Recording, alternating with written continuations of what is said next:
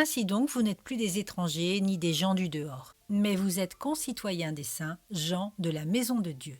Éphésiens chapitre 2 verset 19. Nés de nouveau, avons-nous bien pris conscience de notre nouvelle identité? Paul dira aux Corinthiens, « Ne savez-vous pas que vous êtes le temple de Dieu et que l'Esprit de Dieu habite en vous ?» Cette affirmation pour les enfants de Dieu signifie que nous ne sommes plus régis par notre ancienne nature, que nous y avons renoncé, que nous sommes devenus étrangers sur la terre et en même temps que nous ne sommes plus étrangers dans le royaume céleste. La sainteté maintenant nous sépare du péché et de notre nature charnelle.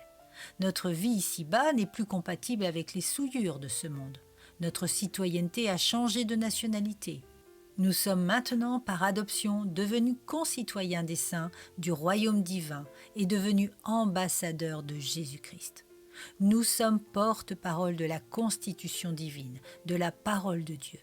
Certes, nous marchons, nous mangeons, nous travaillons, nous dormons sur la terre, mais la vérité est que nous y séjournons pour quelques années pour une mission bien précise, celle d'annoncer la bonne nouvelle de l'évangile de Christ mort et ressuscité pour nos péchés.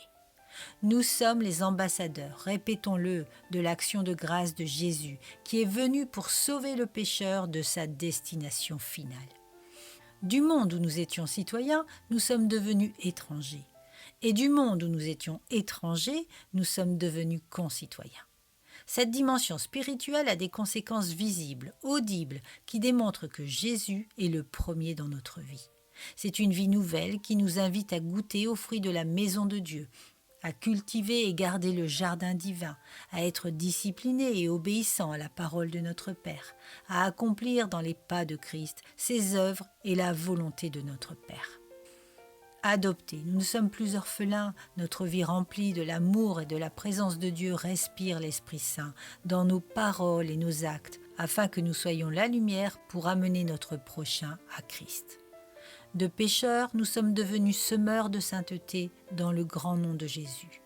Non seulement nous ne sommes plus étrangers pour notre Dieu, mais en plus nous sommes devenus enfants de Dieu. Et nous vivons dans sa maison, qui n'est pas faite de murs, mais d'amour et de pureté, dans sa présence et pour sa gloire.